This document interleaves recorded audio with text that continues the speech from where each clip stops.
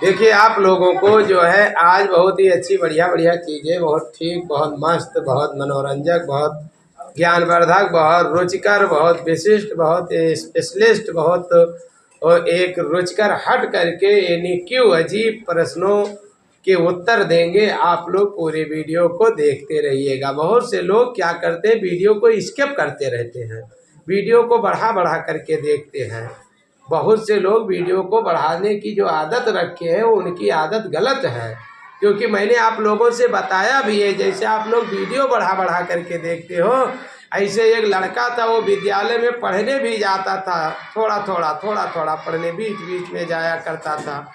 तो वो क्या हुआ, जब उसके पिताजी गए एडमिशन करवा दिए विद्यालय में, नाम लिखवा दिए, तो वो एक दिन गया और वहाँ के जो इंग्लिश के मास्टर थे उनका काम यह था कि वह क्या करते थे, एक दिन एक वर्ड इंग्लिश की पढ़ाते थे। कहते थे कि साल में 365 दिन होता है, बच्चों को एक एक मीनिंग प्रतिदिन सिखाएंगे तो 365 मीनिंग सीख जाएंगे, और यदि ज़्यादा सिखाएंगे तो कुछ भी नहीं सीख पाएंगे। तो एक दिन गए, लड़का वहाँ पहुँचा तो उसको सिखा दिए। क्या सिखाए? Yes, no, very good. बस 3 दिन में 3 शब्द उसने सीखा, यस, नो, वेरी गुड। तो अब एक दिन की बात है, वो 3 दिन ही पूरे वर्ष में पढ़ने गया। पूरे वर्ष में कितने दिन पढ़ने गया? 3 दिन पढ़ने गया। और पहले दिन जब पढ़ने गया तो उसे पढ़ाया गया यस, और बाद में पढ़ाया गया नो, और उसके बाद में पढ़ाया गया वेरी गुड, जिसे कहते हैं नीम हकीम खतरे जान। आधी अधूरी जानकारी बहुत खतरनाक होती है, इसलिए पूरी जानकारी रखना चाहिए। तो एक बार वो रास्ते से जा रहा था, तब तक एक राजकुमार निकला। तो राजकुमार आया अपने घोड़े महाराज से जड़ी सोने की चैन वाली घड़ी वहाँ पर रखे, अपने कपड़े पोशाक को ड्रेस को रखा और डुबकी लगाया, नहाने लगा। तब तक मालूम नहीं किसने उसके घड़ी को छीन लिया, चोरी कर लिया। और ये वहाँ से निकले तो बाहर निकला, कहा भैया आपने मेरी घड़ी यहाँ पर देखा है? कहा यस। तो कहा यदि आपने घड़ी को देखा है तो मेरी घड़ी दे दो, अन्यथा बहुत पीटे जाओगे, वो मेरा घड़ी है। कहा नो। कहा इतने भी जूते मारेंगे तुमको कि क्या बताए। कहा वेरी गुड। तो केवल 3 ही चीज वह जानता था। तो बीच बीच में पढ़ने आइए, उससे कोई मजा नहीं है। एक बार की बात है, एक लोग रास्ते से जा रहे थे। अब रास्ते में एक गैया थी, बछरू थे, चल रहे थे। तो गैया कहीं जो नहीं एक बेल निकल गई, और जब बेल वो निकल गई उसके गले में फंस गया। तो गांव के लोग पहुंचे, एक हकीम को बुलाकर लाए। पहले डॉक्टर को हकीम कहा जाता था, अलग अलग भाषाएं हैं, डॉक्टर हैं, चिकित्सक कहिए या हकीम कहिए। तो बुलाया गया, उन्होंने गोल 2 लकड़ियां मंगवाई और गैया के जो है गले से सरकाना लगा करके शुरू किया और बेल को निकाल लिए, गैया बच गई। अब घर पहुंचे, इत्तेफाक बाय द वे उसी के समय के दौरान उनके माँ के कौर जो है गले में फंस गया, भोजन गले में फंस गया। वो गोल चीज हेर रहे थे, नहीं पाए, ले आए पहरुआ। पहले पहरुआ होता था धान को, एक पहरुआ नीचे रखे, एक ऊपर, दाबे लागे, वो मम्मी उनके मर गई। तो इसे कहते हैं नीम हकीम खतरे जान। आधी अधूरी जानकारी बहुत खतरनाक होती है। हमें आधी अधूरी जानकारी नहीं रखना चाहिए, फुल जानकारी रखना चाहिए। और जब तक किसी चीज़ के विषय में पूरी जानकारी ना हो जाए तब तक हमें बोलना नहीं चाहिए, ठीक है। अब जैसे उदाहरण के तौर पर एक बार की बात है, हम लोग पढ़ रहे थे, डिप्टी साहब आ गए हमारे विद्यालय में और हमको पढ़ा रहे थे श्री रामदास तिवारी जी, जो हम प्राइमरी में पढ़ रहे थे। तो उसी समय डिप्टी साहब आए तो बोले कि ये बताइए आप लोग, गंगा नदी कहाँ से निकलती है, कहाँ पर गिरती है? तो एक लड़का थोड़ा सोचा हम अग्गी कर जाए, ऐसा ना हो कि इशारुद्दीन अभी बताए ले जाए, क्योंकि कोई ऐसा प्रश्न नहीं होता था। जो भी हमारे साथ में पढ़े बहुत से लोग, उनसे पूछ लीजिए। मैं पढ़ाई में बहुत तेज था अपने क्लास में, क्योंकि घर पर भी पढ़ता था। और अध्यापक जो पढ़ाते थे उसे ध्यान से सुनता था, जबकि मैं सरकारी विद्यालय में ही पढ़ा हूँ। तो वहाँ पर वो लड़का जल्दी में खड़ा हुआ, वो भी जानता था। वो बोला कि बंगाल की खाड़ी से निकलती और हिमालय में गिरती है। जल्दी में उसने गलत कर दिया, और जबकि हिमालय से निकलती है और बंगाल की खाड़ी में गंगा नदी गिरती है। अब दूसरे दिन क्या हुआ, कुछ दिन बीत गया, फिर डिप्टी साहब आए। पंडित जी कहे हम लोगों को, जैसे मैं, हमारे बताने का तात्पर्य सिखाई पढ़ाई बुद्धि काम नहीं करती है, और जो बता रहा हूँ इसको बहुत ध्यान से बातों को सुनना। रामदास पंडित जी हम लोगों से बता दिए कि जो सत्य है वो सत्य है, जो असत्य है वो असत्य है, आप लोग अटल रहना। हम लोग कहे ठीक है, अब गलती नहीं करेंगे। दूसरे दिन आए तो जहाँ पर दशहरा होता है रमापुर चौराहा पर, वहाँ प्राइमरी में एक जो है पेड़ लगा है, फरेंद के पेड़। फरेंद जान तो जामुन फरेंद, तो फरेंद के पेड़ लगा था। अब डिप्टी साहब आए, या अंकित के पापा पढ़ते थे, मन्नू टेंट वाले, ये भी पढ़ते थे। वो उनके पापा दद्दू मौर्या, वो भी पढ़ते थे। बहुत से लोग साथ में पढ़ते थे। अब वो आई गए डिप्टी साहब, ये किस चीज़ का पेड़ लगा है? बोले किस चीज़ का पेड़ लगा है? तो लड़के कहे कि फरेंद के पेड़ हो। तो कहे फरेंद के पेड़ है? कौन मास्टर तुम लोगन का पढ़ाओते, उसको कुछ आता जाता नहीं। जो मास्टर आपको किसी गाय को बता दे गधा है, बस तुम लोग गधा मान लोगे। तुमको रामदास ने बता दिया कि ये फरेंद का पेड़ है, वो फरेंद मान लिए, ये फरेंद का पेड़ है, भी उल्टा लटकाएंगे। बस लड़के बदले लागे, कोई कहे जामुन है, कोई कहे पकड़िया है, कोई कहे नींब हुए, कोई कहे अमरूद है, सब मेरे बक्के शुरू की हैं लड़के। तो हमसे पूछे, हम कुछ ना है, बोले कुछ देर सोचें, कहें गलत ना हो। तो हम कहें इम्मा फरेंद फरा रहा तब 5 साल खावा रहा हुए फरेंद ही। तो हम कहीं फरेंद के पेड़ आए, कहीं ये फरेंद के थे। लड़के मूर्ख है जो अलग अलग बताओ, तुम फरेंद लिए गाओ तो तुम लागत है रामदास के कहना ज़्यादा मानते। हम कहीं नहीं पत्तियाँ खाए देखो फरेंद तना बखठात है, ना बखठात है, ठीक है, डंडवो फरेंद कच्चा फरेंद है जैसा लागी। तो हम डटे रह गए। तो कहे ठीक है, ऐसे डटे रहिए। इनाए तुम्हारे पिताजी के नाम हो राम सेवक। अब पूछे कि क्या नाम है आपके पिताजी का? कहो श्री राम सेवक जी। उसका नाम सेवक नाम है? कहो नहीं, सेवका सेवका सेवका। क्या उसका सेवका नाम है? तो कहो यार गंवा वाले जनो ठर्री कहा था। अच्छा ठर्री, जब उनका ठर्री नाम है तो कहो बाबा हमारे बड़कौआ कहा था, जनो बड़कौआ नाम हुई। तो ऐसा कुछ नहीं है। जो चीज सत्य है वो सत्य है, उसे सत्य कहना होगा, और जो असत्य है वो असत्य है, उसे असत्य कहना होगा। एक बार की बात है, हम क्लास में पढ़ रहे थे, आए गए डिप्टी साहब, कहानी सुनते रहो इसी में ज्ञान छुपी है। कहते हैं कि ना ज्ञानी ज्ञानी बैठे तो हो ज्ञान के बाद, तुम ज्ञान ग्रहण करने आए हो, मैं ज्ञान देने आया हूँ। मैं यदि आपको कहानी सुनाऊंगा उसी में पूरा ज्ञान भरा है। और आपको पता भी है जितने लोग हमारे इस ज्ञान विज्ञान 16 यूट्यूब चैनल को सुनने वाले हैं, लगभग 560 लोग चैनल को सब्सक्राइब कर चुके हैं।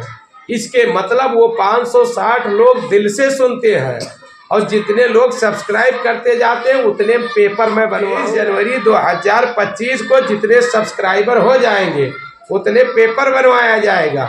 और जितने लोग हमारे वीडियो को देखते हैं सभी वीडियो से एक एक प्रश्न लिया जाएगा, और 24 जनवरी को पेपर होगा। और उस पेपर में जितने लोग अच्छे नंबर से पास होंगे उन्हें 5000 का इनाम दिया जाएगा। और यदि इनाम नहीं दिया गया तो वो चैनल को डिसब्सक्राइब कर देंगे, वीडियो को उड़ा देंगे और मेरा चैनल देखना बंद कर देंगे। मैं कोई झूठ बात नहीं कहता हूँ। और यदि वीडियो केवल मुझको वीडियो में झूठ बोलना हो तो बोल दे, क्योंकि जब वीडियो इधर उधर बनाया जाता है तो कुछ चीज़ें फेंक दी जाती है। लेकिन आप लोग सम्मुख बैठे हैं और आप लोगों के सामने बात को कहता हूँ, यह झूठ बोल दूंगा तो मेरा ज़्यादा नुकसान लगेगा। इतने बच्चे ट्यूशन पढ़ने आते हैं और जो कुछ मुझको थोड़ा बहुत खर्चा देते हैं खाने पीने के लिए, मुझको फीसें देना बंद कर देंगे। कहेंगे कि सर जी चलो उसी में कट गया, आपका चैनल सब्सक्राइब किया, उसी में साल भर पढ़ा हूँ, किताब दी हो, वही में सब पढ़ गया। तो सब लोग चैनल को सब्सक्राइब करिए। जो वीडियो देखते हैं पढ़े लिखे नहीं हैं, वो अपने बच्चों को इस चैनल का वीडियो दिखाएं। इस पे एक से एक ज्ञान की चीज़ें और मनोरंजक चीज़ें भी डाल देता हूँ। खुनमुन का जो होरली का वीडियो, ताकि थोड़ा मनोरंजन हो जाए। और कल से इस पर धुआंधार, कल एक कमेंट भी आया था कि सर परीक्षा आ रही है 23 जनवरी 2025 को आपके विद्यालय में प्रतियोगिता परीक्षा आ रही है, तो आप पढ़ाई लिखाई ज्ञान विज्ञान वाला जो होरली का वीडियो है उसी कमेंट में पढ़ा है, पढ़ लीजिएगा। किसी ने कमेंट किया है ज्ञान विज्ञान का वीडियो डालिए, परीक्षा होने के बाद में खुनमुन का वीडियो खूब डालना। लेकिन नहीं, बीच बीच में हम खुनमुन का भी वीडियो डालते रहेंगे, बीच बीच में खेती किसानी डालते रहेंगे, लेकिन प्रतिदिन एक एक वीडियो को आपको ज्ञान विज्ञान 16 पर अच्छा पढ़ाई लिखाई वाला देंगे। तो मैं बता भी ये रहा था कि एक बार मैं जूनियर में पढ़ता था, अब आ गए जो है डिप्टी साहब और पूछे का ये बताओ, आप लोग ये बताइए पेड़ पौधे कौन सी श्वसन क्रिया में गैस लेते हैं। अब जितने लड़के थे सब बताए कार्बन डाइऑक्साइड, क्योंकि एक मन के अंदर मानसिकता हिंदू के बन गया है कि मुसलमान बड़े खराब होते गोश्त खाते हैं, ठीक। अब मुसलमान के एक मनमा मानसिकता बन गया है कि जो हिंदू होते हैं फिर ये बहुत ईश्वर का मानते हैं, या कई ईश्वर है तब ये झूठ है, ये बड़े खराब है। तो ये मानसिकता अपनी अपनी सोच निगेटिव हो गई है, ना कोई अच्छा है ना कोई बुरा। हर कौम में अच्छे कर्म करने वाले अच्छे हैं, और जिनकी नीयत सही नहीं है और जो ईमानदारी से काम नहीं करते बेईमान हैं, वो हर कौम में लोग हैं गलत। और हर कार्य करने वाले लोग अच्छे हैं, हर कार्य करने वाले लोग बुरे। तो मैं ये बता रहा हूँ कि तो हमने बच्चों के मन में यही होता है कि इंसान जो है ऑक्सीजन लेता है, पेड़ पौधे कार्बन डाइऑक्साइड लेते हैं, यही सबके मन में रहता है। लेकिन मैं नहीं, बच्चों को समझाता हूँ श्वसन एक ऐसी क्रिया है जिसमें पेड़ पौधे और इंसान यानी जानवर और जंतु और जितने भी पेड़ पौधे हैं सब श्वसन क्रिया में ऑक्सीजन लेते हैं। बट परंतु लेकिन किंतु पेड़ पौधे जब प्रकाश संश्लेषण अभिक्रिया करते हैं तो कार्बन डाइऑक्साइड लेते हैं। तो इस प्रश्न को मैंने डिप्टी साहब से बताया, वो बहुत खुश हुए। और पहले एक पेन आती थी 3 रुपया वाली, तो डिप्टी साहब को जब मैंने इस प्रश्न का उत्तर बताया वह बहुत खुश हुए, मुझको उस 3 रुपया वाली पेन को इनाम दे दिया। कहा बहुत अच्छे, क्योंकि टीचर पढ़ाते हैं तो बच्चे आधी बात सुनते हैं आधा नहीं सुनते हैं। जब तक इंटरेस्ट नहीं रखोगे तब तक नहीं सुन पाओगे, और जब वीडियो आधा देखोगे तो बात नहीं समझ पाओगे। उदाहरण के तौर पर मैं बता दूं आप लोगों को, आज का जो इंसान है, तुम लोगों को मैं बहुत ठोस ठोस बातें बताने जा रहा हूँ। इस चीज़ को आप लोग इस वीडियो को, जैसे अभी मैं आपको बताऊं किसी से बता पाओ या भूल जाओ या शर्म खाओ, लेकिन वीडियो किसी के पास भेजने में तो कोई परेशानी होगी नहीं। तो मैं जो आपको बताने जा रहा हूं ऐसी चीज़ बता रहा हूं जो अपने मुख से तुम नहीं बता पाओगे, अन्यथा मारे जाओगे। तो वीडियो के माध्यम से दूसरों से बता देना। जैसे एक गुरु का कर्तव्य होता है जो बच्चों को बहुत ही अच्छा मार्गदर्शक करे। और गुरु क्या होता है, गुरु 3 प्रकार के होते हैं। एक माता पिता गुरु होते हैं जो आपको शिष्टाचार सिखाते हैं, एक विद्यालय के गुरु होते हैं जो आपको पढ़ना लिखना सिखाते हैं, और एक आध्यात्मिक गुरु होते हैं जो आपको अध्यात्म तक मिलाते हैं। जहाँ से विज्ञान खत्म होता है वहीं से अध्यात्म प्रारंभ होता है। ये जो सब बता रहा हूँ इसी से प्रश्न पूछे जाएंगे, सुनते जाइए, ध्यान से निरर्थक मत समझना। आजकल क्या है, कोई एक हिंदू है, क्या है हिंदू। अब हिंदू शब्द में भी लड़ाई हो रही है। बहुत से लोग कहते हैं संविधान में हिंदू नहीं है, रामायण में हिंदू नहीं है, हिंदू और जितने भी विदेशी लोग आए वो यहाँ के लोगों को गाली दिया, ये गाली है। लेकिन लोग एक्सेप्ट करते हैं, हिंदू कहते हैं, तो मैं भी कहता हूँ, इसमें कोई बुरा मानने की बात नहीं है। क्योंकि वही चीज किसी को कहिए यार क्या हाल है तो कहीं भाषा में दोस्त हो गया, कहीं पर यार कहिए तो गाली हो गया। एक ही शब्द अलग अलग क्षेत्र में वो अच्छा और बुरा बन जाता है। तो इनको कहते हैं मनवादी, जो बिल्कुल मनवादी हैं, हमारे मूलवासी है भारत के। वैसे समझ लीजिए हिंदू लोग, समझ रहे हो ना। तो हिंदू एक हो, मस्जिद को प्रतिदिन गिराता रहे और मोहम्मदनों के देवी देवता का इंसल्टी करता रहे, मजार को गिराता रहे, हर जगह तमाम प्रकार की बुराइयां करता रहे, तो उससे हिंदू लोग बहुत खुश होंगे, कहेंगे यही तो एक अच्छा आदमी है जो बताइए अपने राम के नाम पर 2-4 मस्जिद गिरा दिया। और एक मोहम्मदन हो जो या अली या अल्लाह कर करके मंदिरों को गिराए, तो उसमें मोहम्मदन खुश होंगे, कहेंगे वाह भाई बहुत अच्छा काम किया, अल्लाह के नाम पर अपना जान दे दिया और गिरवा दिया। लेकिन जब पानी बरसता है तो चाहे कोई मंदिर गिराए, चाहे मंदिर में पूजा करे, चाहे मस्जिद गिराए, चाहे मस्जिद में पूजा करे, ये सब है पाखंड। यदि ये पाखंड ना होते तो ईश्वर उनके खेत में पानी नहीं बरसता। जो सो उठ करके जो है पूजा पाठ करते हो, नमाज पढ़ते हो, और कुछ लोग बिना नहाए पढ़ने चले आए हो, लेकिन जब हवा चलेगी तो ठंडक सबको लगेगा, धूप चलेगी तो धूप सबको लगेगा जब निकलेगी, और बारिश होगी तो सबके खेत में बरसेगा, और गरथा जो बांधेगा पानी उसी के खेत में भरेगा, चाहे जितना बड़ा डाकू क्यों ना हो। कोई एक बहुत बड़ा मुल्ला या पंडित है जो बिना राम नाम ईश्वर ईश परमात्मा जगदीश प्रभु जगन्नाथ करुणा के सागर पार परमेश्वर खुदा मालिक गाड के बिना नाम लिए एक पैर आगे नहीं बढ़ाता है, लेकिन गरथा बांधना यदि वह भूल गया तो पानी उसके खेत में ईश्वर रोकने वाला नहीं है। यदि उसने अपने खेत में बीज नहीं डाले हैं तो उसके खेत में फसल होने वाली नहीं है। तो तुम कितना भी देवी देवताओं को अपने मजारों को पूज लो, लेकिन तुमको जो है जब पैदा किया गया है तो हाथ दिया गया है, दिमाग दिया गया है, क्योंकि जो देवता भी थे वो इंसान बनने के लिए परेशान थे। ये हिंदुओं के भी पुराणों में लिखा है और मोहम्मदन के कुरानों में लिखा है कि जितने भी मखलूकात, जितने भी क्रिएचर, जितने भी प्राणी जीव जंतु बने, सब में अव्वल अफजल आला इंसान है। और जितने फरिश्ते हुए, जितने देवी देवता हुए, वो सब लोग भी इंसान के रूप में जन्म लेना चाहते थे। तो इंसान सर्वश्रेष्ठ है, यानी इंसान सभी जीवों में सर्वश्रेष्ठ है, बहुत माइंड विकसित है। तो आपके पास हाथ है, बुद्धि है। अब आपको ये मालूम नहीं होगा कि दुनिया में कौन सा काम अच्छा है, कौन सा काम बुरा। भाई जब तक कोई बताएगा तब तक आप समझ नहीं पाओगे। अच्छा काम करोगे ईश्वर खुश रहेगा, बुरा काम करोगे खुश नहीं रहेगा। किसी को बताने की जरूरत नहीं है, आपको खुद पता है कौन सा काम अच्छा है और कौन सा काम बुरा है। जानते हो कि नहीं जानते हो? किसी को बताने की जरूरत नहीं है। लेकिन मैं बता दूं, दुनिया में कोई काम बुरा है ही नहीं, कोई काम बुरा नहीं है, सब काम अच्छा है। ये मन में केवल नेगेटिव सोच है कि कुछ काम बुरा है, कुछ अच्छा, सब काम अच्छा है, बुरा कोई काम नहीं है। बस वो परिस्थिति के अनुसार, समय के अनुसार हो।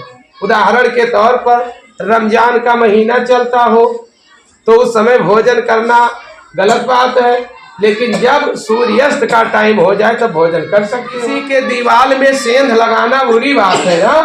और यदि किसी को आपको घर में बंद करके वो चाबी लेकर चला जाए, सेंध नहीं लगाओगे तो बाहर कैसे निकलोगे?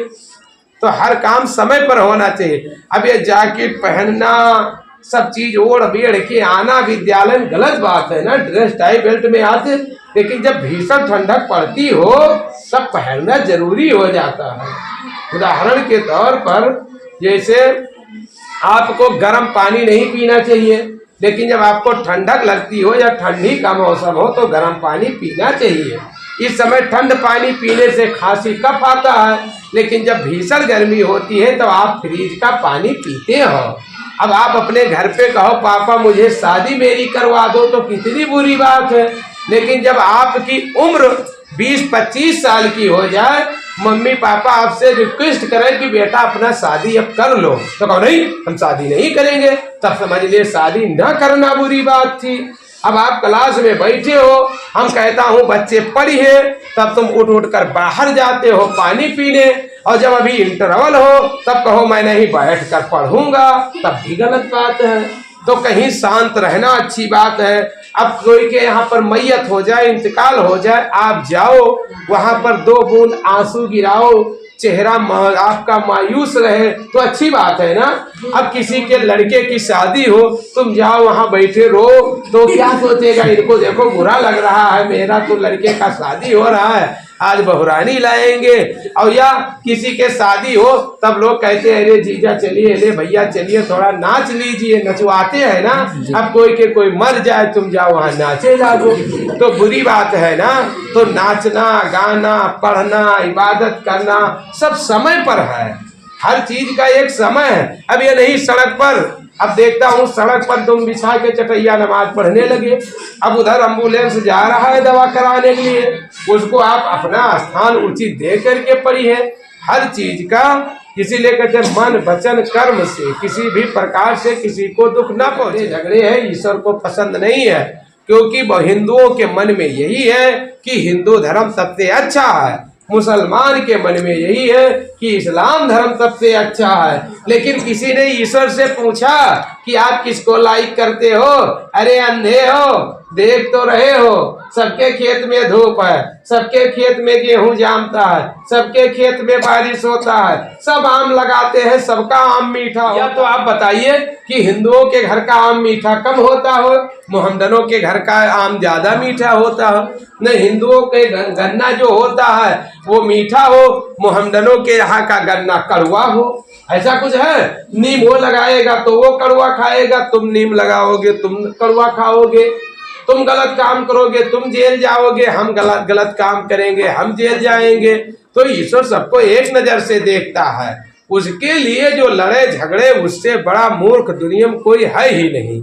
उदाहरण के तौर पर जितने लड़के बैठे हो आपस में लाठी डंडा आप लोग चालू कर दो, फैटी फैटा, कोई कहो सर जी हमको ज्यादा मोहब्बत करते हैं, कोई कहो सर जी हमको ज्यादा मोहब्बत करते हैं, सर मुझे पढ़ाकर पुलिस बनाना चाहते हैं, कोई कहो सर मुझे पढ़ाकर पुलिस बनाना चाहते हैं, आपस में लड़ जाओ, ये बताओ अच्छी बात है? आप मुझसे पूछो कि सर इसमें किसको आप पढ़ाना चाहते हो, किसको आप पुलिस बनाना चाहते हो? अरे मुझसे पूछोगे क्या?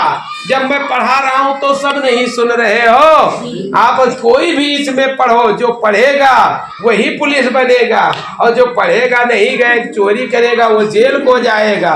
उसमें हमसे क्या पूछते हैं? पढ़ोगे लिखोगे जानकारी होगी, नहीं पढ़ोगे लिखोगे जानकारी नहीं होगी। हमारा कर्तव्य है, मैं करता हूँ।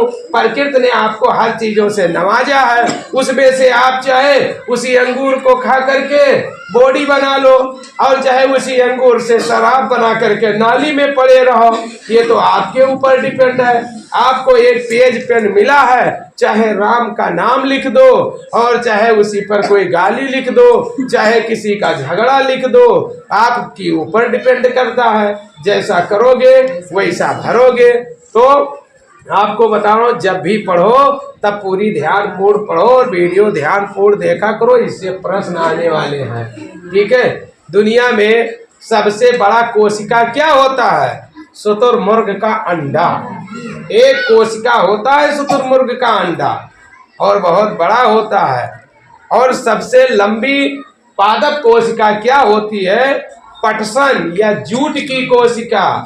मानव शरीर में सबसे लंबी जो कोशिका होती है वो होती है तंत्रिका तंत्र की कोशिका। तंत्रिका तंत्र की कोशिका। मानव शरीर में असंख्य कोशिकाएं हैं, इन्हीं कोशिकाओं से मिल करके टिश्यू अर्थात ऊतकों का निर्माण हुआ है। और जब ऊतक आपस में मिल जाते हैं तो किसी कार्य को करने के लिए एक अंग का निर्माण होता है। जैसे कान का काम है सुनना, आंख का काम है देखना, नाक का काम है सुगंध लेना, जीभ का काम है स्वाद लेना।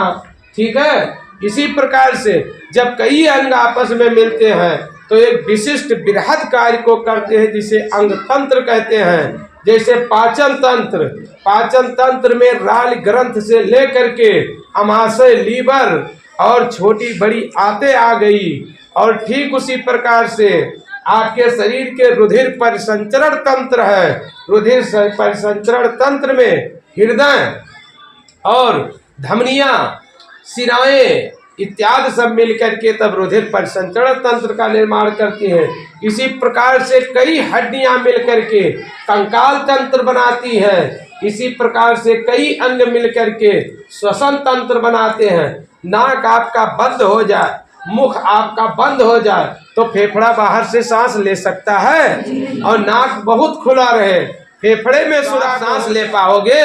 तो ये सब आपकी श्वास नलियां, नासा द्वार और फेफड़े ये सब मिल करके बनाते हैं श्वसन तंत्र।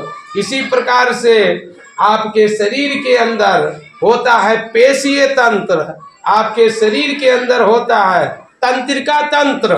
तंत्रिका तंत्र का कार्य है पूरे शरीर में मैसेज को मस्तक तक पहुंचाना। तो ये सब पूरे शरीर के अंदर तंत्र मिल जाते हैं तो बॉडी का निर्माण होता है।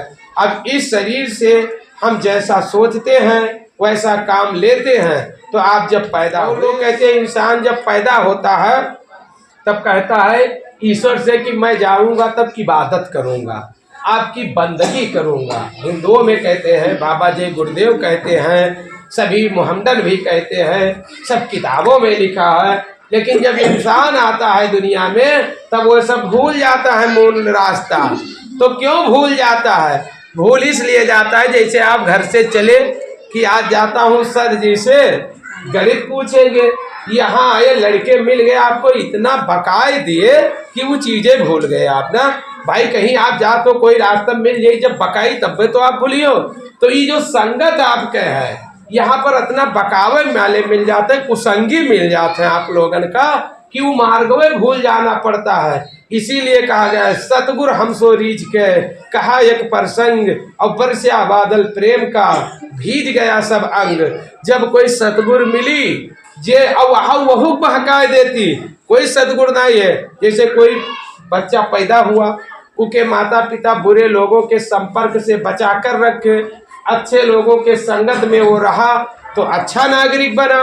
यदि वो दुष्टों के संगत में चला गया तो ऊपर दुष्ट प्रभाव पड़ गया। इसलिए ध्यान रहे, पढ़ाई लिखाई पर आप लोग ध्यान दीजिए, लेकिन बुरे लोगों से बचकर रहिए, क्योंकि कुसंग का जोर बड़ा भयानक होता है। ये पैर में बंधी हुई चक्की के समान होता है जो आपको निरंतर डुबोता चला जाएगा। और कुसंग एक ऐसा दलदल होता है जितना हाथ पैर मारोगे उतना आप नीचे धंसते जाओगे। उदाहरण के तौर पर एक बार मेरे साथ मिल करके गए, कहीं चोरी कर लिया। अब कल कहते हो गुरुजी आज मैं चोरी नहीं करूंगा, अब चोरी करना बंद कर दूंगा, पापा बहुत मारेंगे। तो कहेंगे अभी सब लड़कों के बीच में बताएंगे आपने चोरी परसों किया था, या पुलिस के सामने हम कबूल देंगे, और या तुम्हारे पापा अच्छा चलो आज आपका पेहटा तोड़ाए दी थे कोहड़ी लौकी कुछ, लेकिन अब हम कल से न जेबे। अब गए हो तब दो ठिर के दलदल फंसा, कोहड़ा लौकी वाला बताई, पेहटा वाला बताई, खीरा तोरे रहा तौन बताई, या तो आज चलो कटहर फलाने तुरवाओ, अब कटहर तुरवाए दियो, अब कटहर कोहड़ा लौकी वाला, तीन एहसान लगा। आप दिनों दिन दलदल में फंसते जाओ। और आरंभिक दौर पर ही बुरे कर्मों से बचिए। कल से आपको मिलेगा ज्ञान विज्ञान 16 यूट्यूब चैनल पर प्रतियोगिता वाली चीजें, जिसको आप लोग ध्यानपूर्वक कल से लगातार आप लोग वीडियो देखिएगा। और 23 जनवरी 2025 को होने वाली प्रतियोगिता में अपने रिश्तेदार, नातेदार, पास पड़ोस, किसी विद्यालय में पढ़ने वाले हर लोग, जितने भी चैनल पर सब्सक्राइबर बढ़ते जाएंगे, हम समझ लेंगे इतने लोग पेपर देना चाहते हैं। आप सब लोग अपने चैनल को सब्सक्राइब कर दीजिए, और गांव घर रिश्तेदार रिलेशन में जो बच्चे पढ़ते हैं उनसे सब्सक्राइब करवा दीजिए, और उन सब लोगों से बता दीजिए कि पेपर की तैयारी करते रहें, वीडियो सुनते रहें। फिर मिलेंगे अगले वीडियो में। जय हिंद, जय भारत, खुदा हाफिज, वंदे मातरम, ओके बाय।